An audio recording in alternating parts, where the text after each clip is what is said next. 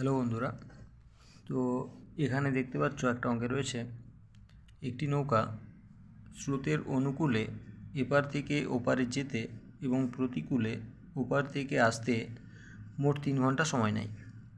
তো স্থির জলে নৌকার বেগ দেওয়া রয়েছে 9 কিলোমিটার পার ঘন্টা এবং স্রোতের বেগ রয়েছে 3 কিলোমিটার পার ঘন্টা। তাহলে এটা হলে এপার থেকে ওপারের দূরত্ব তোমাদেরকে বের করতে হবে।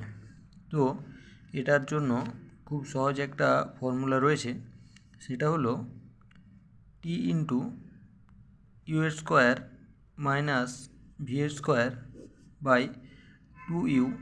তো এখানে ইউটা হলো নৌকার বেগ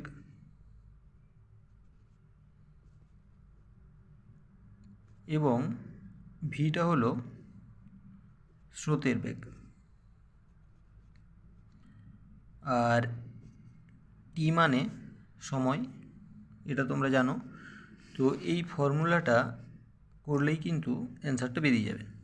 তো এখানে আমরা কি করব, টি সমান যেহেতু জানি 3 ঘন্টা, তাহলে 3 ইন্টু নৌকার বেগ যেহেতু দেওয়া আছে 9 কিলোমিটার, তাহলে 9 স্কোয়ার করে দেবে মাইনাস স্রোতের বেগ করা আছে 3 কিলোমিটার, 3 স্কোয়ার করলে বাই 2 ইন্টু নৌকার বেগ, ইউ সমান যেহেতু নৌকার বেগ 2 ইন্টু 9। তো এখানে কি করতে হবে, তাহলে 3 ইন্টু 9 9 81 মাইনাস 3 3 9 বাই 9 2 18।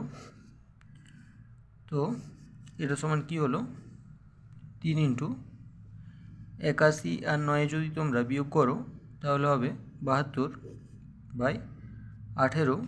তো এটাকে এবারে কাটাকাটি করে দাও, 3 6 18 এবং 6 12 72। তাহলে অ্যান্সার কী হবে, 12 কিলোমিটার। অতএব তোমরা কি লিখতে পারো যে এপার থেকে ওপারের দূরত্ব হবে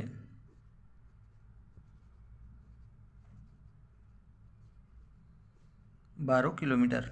তো এই অঙ্কগুলো কিন্তু অনেকবারই বিভিন্ন এক্সামে এসেছে, তো এটা ভালো করে দেখবে এবং মনে রাখবে বিষয়টা। আর কেমন লাগলো অবশ্যই কমেন্টে জানাবে। ধন্যবাদ।